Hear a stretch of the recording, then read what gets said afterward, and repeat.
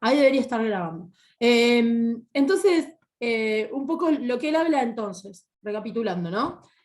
Habla de la división social y técnica del trabajo, dice que en un lugar tienen que estar quienes ejecutan las tareas, en otro lugar tienen que estar quienes las piensan, ¿sí? Quienes piensan la mejor y única forma de hacer una tarea. También habla de la incorporación de los supervisores y del cronómetro para poder estar cerca de, o sea, el intermediario entre los que mandan y las personas que están ejecutando las tareas son los supervisores. Son los personajes medio maléficos que van a estar en el medio, de esa relación laboral del empleador y el empleado. También van a ser empleados, pero van a estar ahí como en una escala superior o intermedia, con un cronómetro viendo qué hace la gente, cómo la hace y apurándolos de algún modo, ¿no? Marcando los tiempos. ¿Eso para qué va a ser? Para eliminar los tiempos muertos. Estos tiempos muertos que Taylor decía que todos los trabajadores se abusaban de esos tiempos, ¿no? Eh, entonces, estas dos cuestiones van juntas, la incorporación del cronómetro y del conteo del tiempo con la incorporación de la figura del supervisor, ¿sí? Que va a ser quien tenga en mano ese aparatito y esté controlando a todos en sus tiempos de trabajo. Después está The One Best Way, que The One Best Way es la mejor y única forma de hacer una cosa. Él va a decir, vieron que al principio yo me puse a ver todas las personas que trabajaban acá y me puse a ver quién tenía la herramienta más eficaz, la mejor herramienta para realizar esta tarea. Bueno, entonces a partir de ahora todas las personas van a utilizar esa herramienta, la mejor y única herramienta que sirve para hacer mejor este trabajo.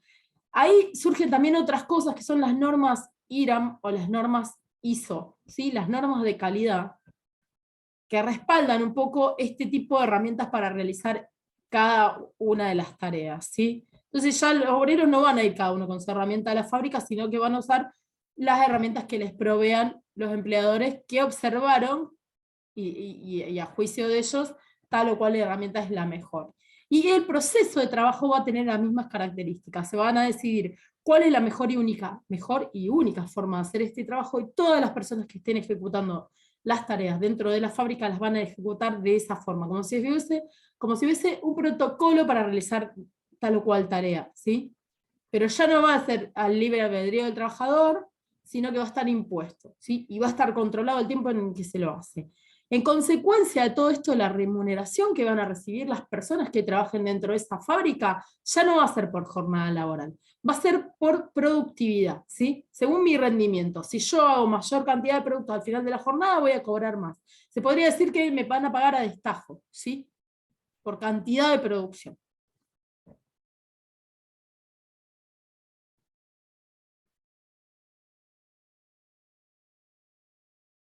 Entonces, bueno, a ver si me quedan algunas cositas más por decirles de Taylor, que sea importante que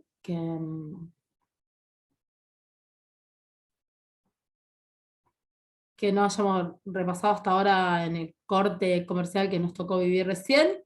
Pero bueno, eso. O sea, recordemos entonces las características, el estudio sistemático de los tiempos de los movimientos de los trabajadores, ¿sí? Eso va a ser elegir la única y mejor forma de realizar un trabajo.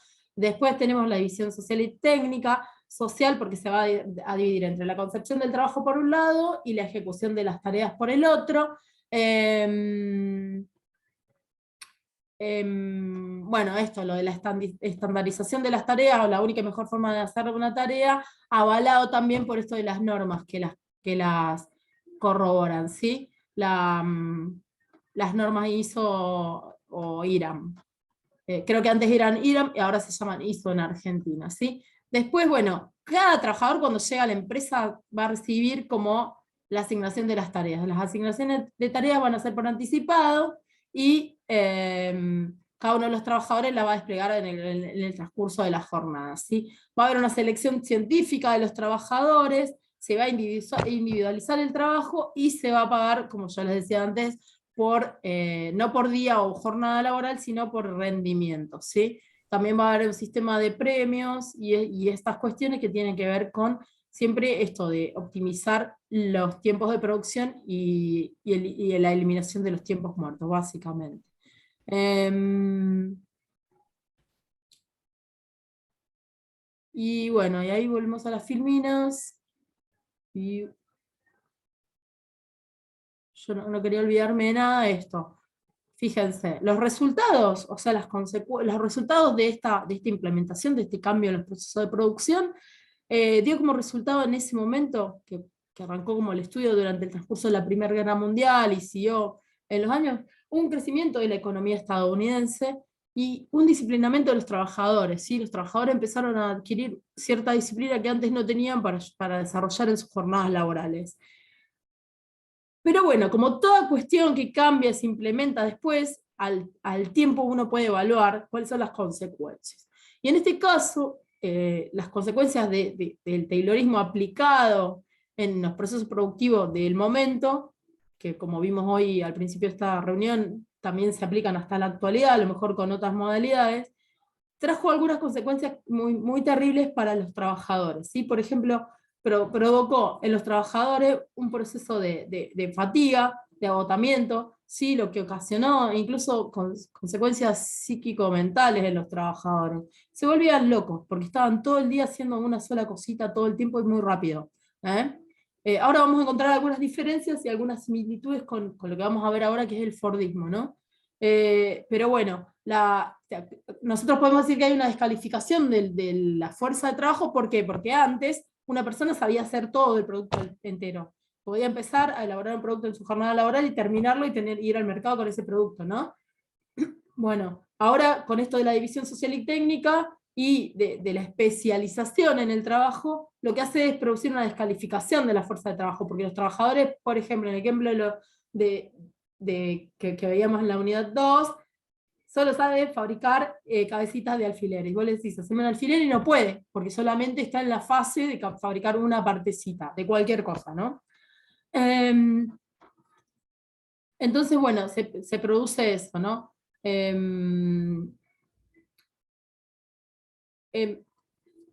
Las personas dejan de tener ese conocimiento, ese know-how en sí mismas de todo el proceso productivo que los lleva a elaborar el producto, en cuya empresa terminan y va a ser el producto final, solo conocen una parte de ese proceso y pierden como interés en el trabajo, ¿no? Es como un trabajo que se convierte en algo mecanizado, aburrido, que además embrutece al trabajador, ¿sí?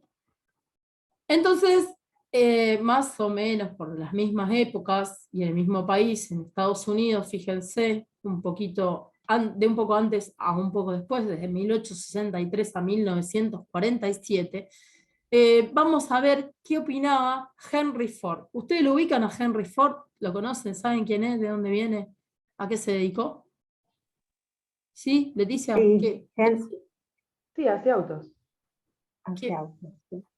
Bueno, o sea, Henry Ford, en realidad todos lo conocemos porque todavía sigue existiendo esa marca de auto y justamente nos estamos refiriendo al mentor de este gran proceso productivo que es la producción en masa de autos, que fue pionero en la producción de autos, que después, bueno, yo les dije que antes de que nos vayamos vamos a estar hablando también de Toyota y ahí también nos vamos a estar refiriendo a un proceso productivo de autos, pero de otro tipo de autos con otras alternativas de producción, ¿sí? Entonces, acá lo que Ford hace, ustedes me van a ir diciendo si hay similitudes o no con Taylor, es, de nuevo, él está en su fábrica, en este caso sabemos que la fábrica es de autos, y lo que él dice es, bueno, ¿cómo voy a hacer yo, Henry Ford, para mejorar la productividad y por ende la producción al final de un año de un proceso productivo de los autos que yo fabrico? ¿Sí? Entonces, él, bueno, se pone a pensar algunos antecedentes que hubieron, por ejemplo, en un frigorífico que ponían arriba un tobogán y tiraban las cosas por ese tobogán. Bueno, entonces ahí como que empieza a pensar en también había algún antecedente en una fábrica de revólveres Colt. Él lo que empieza a pensar es, si yo tengo una cadena de montaje, puedo marcar los tiempos de trabajo de las personas, ¿sí? Entonces, él piensa que va a ser un montón de producto, porque en esa época ellos pensaban que si había mucho stock, era bueno para el capitalismo, digamos. Fíjense a dónde estábamos ahí, 1863, 1947. Después tuvimos procesos críticos donde se vio que la sobre o superproducción no era tan buena, pero en este momento a Ford no le importaba producir mucho, al contrario, él decía, yo quiero producir un montón porque yo sé que al final del proceso productivo todo lo que yo fabrique se va a vender. Después les voy a explicar un poco a qué se refería con esto, digamos, de que tenía la demanda de los productos, de cualquier cantidad de productos que él fabricara, la tenía asegurada. Ahora vamos a ver por qué él consideraba que estaba asegurada esa demanda, ¿sí? Pero bueno, entonces lo que hace es inventar la cadena de montaje, ¿sí? La cadena de montaje, como ustedes ya saben, es como la cadena de las bicis fijas, es una cadena que pasa delante del trabajador, entonces él en su fábrica lo que establece son estaciones. En cada estación va a haber un obrero que va a estar realizando una tarea. Hay un ejemplo muy típico, que no sé si lo pusimos acá en las filminas o no, no recuerdo, pero que ustedes pueden ver en una película, la película de Charlie Chaplin que se llama Tiempos Modernos, la deben recordar porque es una película en blanco y negro, antigua, muy famosa, donde el personaje en un momento va caminando por la calle y va haciendo este movimiento. O sea, como que, vieron que yo les decía que recién cuando hablábamos de Taylor, decía que las tareas monótonas y repetitivas hacen que, digamos, que se produzca una descalificación del obrero y que un embrutecimiento del trabajador. Bueno, un poco lo que muestra es esto, al final, pero no llegamos al final, estamos en el principio recién. Esta cadena de montaje entonces va a hacer que cada persona se encuentre en una estación y que delante suyo siempre pase un producto al que hay que ensamblarle alguna parte, ¿sí? Nos estamos refiriendo a la producción de autos. ¿Qué tipo de auto fabricaba Ford al principio? Él fabricaba solamente un modelo de auto, que era el Ford T color negro. ¿Sí? Durante 25 años él fabricó este auto, Ford T color negro. Entonces, ¿por qué era fácil esto? Porque él innovaba en el proceso productivo, pero no innovaba en el producto final. El producto final siempre iba a ser Ford T negro, ¿sí? Como se ven ahí en las fotos. Todos los autos que había en ese momento en Estados Unidos eran ese modelo. No había otra, no había innovación en la cadena de producción, razón por la cual en la cadena de montaje él siempre podía incluir mejoras, pero siempre para hacer más óptimo ese producto final que era el mismo. ¿Eh? Otra de entonces lo que hace también es regular el ritmo de producción. Si yo estoy parada en mi estación, voy a eliminar tiempos muertos porque no voy a tener que ir hasta un lugar a buscar una cosa y volver. Un montón de cosas que él ve que con la cadena de producción se optimizan, ¿sí? Y a la vez, si él ve que los trabajadores trabajan a un ritmo determinado, al aumentar la velocidad de la cadena, o sea, de la velocidad con la que pasan los productos delante mío en cada estación de puesto de trabajo, se aumentaba, digamos, la producción del producto final. Tiene algunas falencias, después las vamos a ver, pero bueno, otra de las características, entonces se regula el ritmo de la producción a través de la cadena de montaje y hay una integración vertical, ¿sí? El gigantismo. Lo que hace Ford es ir comprando todas las empresas pequeñas que se dedican a hacer, por ejemplo, los insumos para las autopartes, ¿sí? Los tornillos, las tuercas, los ejes, no sé, la llanta.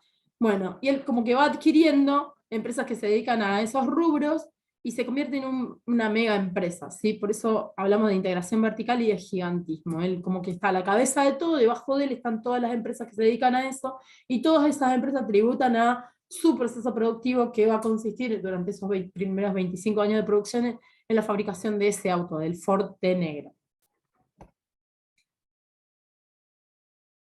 Entonces lo que él dice es que acá lo que vamos a tener es un trabajador quieto, adelante de su puesto de trabajo, que no se va a mover, va a realizar siempre una tarea mecanizada, siempre la misma, y entonces eso va a hacer que, como dijimos antes cuando hablamos de Taylor, se van a eliminar los tiempos muertos. Se va a mover todo dentro de la empresa menos el trabajador, ¿sí? Lo que va a producir, como yo les dije, el producto final son esos forcitos que están ahí en las fotos, son Forte negro, siempre iguales, entonces como no hay innovación en la cadena de producción, lo que se van a producir son bienes homogéneos, el producto final siempre va a ser el mismo, razón por la cual los insumos también van a ser fungibles, ¿sí? Van a ser fungibles, la pintura, los tornillos, todo, porque en realidad no hay que innovar en el proceso porque el producto final es el mismo, ¿sí? Y cuando hablamos de enfoque de oferta, yo les decía que Ford no se preocupaba por la demanda. ¿Por qué? Porque él decía, bueno, ¿cómo es? yo que tengo que producir un montón. Si produzco más, voy a vender más. Y si produzco más, voy a vender más. Y si produzco un poco más aún, voy a vender más. ¿Por qué pasaba eso? Porque él decía que la demanda de él la tenía garantizada, ¿sí? ¿Y por qué tenía garantizada la demanda del producto que él producía? Bueno, en primer lugar, porque era el primero que se ponía a fabricar autos y no había otro fabricante de autos en el momento, no tenía competencia, y a la vez, porque ese Forte negro que él consigue fabricar masivamente, es un producto accesible dentro de todo, por ejemplo, a trabajadores de su misma empresa que pueden ahorrar durante un determinado tiempo y adquirir el producto final que ellos mismos fabrican, ¿sí? Entonces, al tener toda una comunidad de empleados de una empresa gigante como es la de él, al final del proceso productivo, él se garantiza que las mismas personas que producen esos autos también puedan adquirirlos, ¿sí? Entonces, por mucho tiempo esto funciona, ¿sí? ¿Cómo hace él para conquistar a los trabajadores y que los trabajadores quieran estar en su empresa? Bueno, él realiza con los trabajadores un pacto social, se llama el Pacto Social Fordista, a partir del cual él lo que hace es proponerles a los trabajadores un montón de alternativas positivas, pero en realidad, si lo pensamos en términos de Marx, todo lo que Ford propone son cuestiones que son esenciales, mínimas y esenciales para poder reponer la fuerza de trabajo y ir a trabajar mañana, ¿sí? Eso pensándolo en términos de Marx. ¿Por qué? ¿Qué necesitamos nosotros hoy, después de que estamos cansados y trabajamos todo el día para volver mañana a trabajar? Necesitamos descansar, tener un momento de recreación, poder comer, vestirnos, tener un techo, bueno. Entonces, el pacto social fordista consiste en eso. Ford lo que dice es, bueno, tenés que trabajar duro y muy intensamente en mi fábrica, te vas a volver loco, ¿sí? Yo te voy a imponer todas las alternativas del laburo que tenés que hacer acá adentro y lo vas a tener que hacer del modo que quiero yo, ¿sí? Vas a tener que sufrir la cadena de montaje y te vas a enloquecer y te vas a quedar como el personaje de Charles Chaplin en tiempos modernos. Pero como contrapartida de eso, y para que vos quieras trabajar acá con estas condiciones un poco intensas y fuertes que yo impongo, que eso no lo decía él así, pero bueno, después se ve que el obrero lo sufre.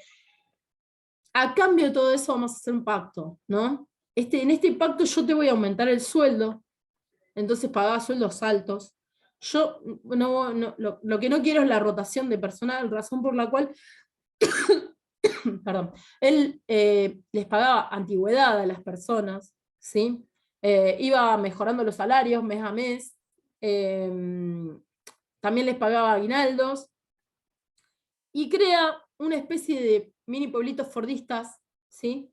Donde hay casas, porque garantiza la vivienda, la salud, la educación, la recreación de todas las personas que pertenecen a los grupos familiares de los obreros que trabajan para él, ¿sí? Entonces, él a cada obrero que entra le garantiza todo eso otro. Le garantiza que va a tener una casa en un barrio cercano a la fábrica, donde va a poder vivir con su familia, y todos van a tener acceso al centro de salud, a la adquisición de bienes de consumo diario, al club, a la escuela, bueno, todo eso, ¿sí? Por otro lado, como él no quiere la rotación laboral, que por ahí sí es una característica del proceso productivo que vimos antes, eh, que la gente se cansa mucho en ese tipo de trabajos y deja, él acá, bueno, los va a hacer cansar mucho, pero les va a decir, tenés todo esto de contrapartida, fíjate si querés irte o no. Entonces, bueno, los trabajadores terminan adhiriendo a esta propuesta, ¿no? Porque tienen todo esto como ventajas. Después, bueno, dentro de la empresa es un poco terrible el trabajo, pero las personas básicamente están ahí contentos porque están teniendo un trabajo que les otorga muchos beneficios, no solo a ellos, sino a sus familias. Eh, bueno.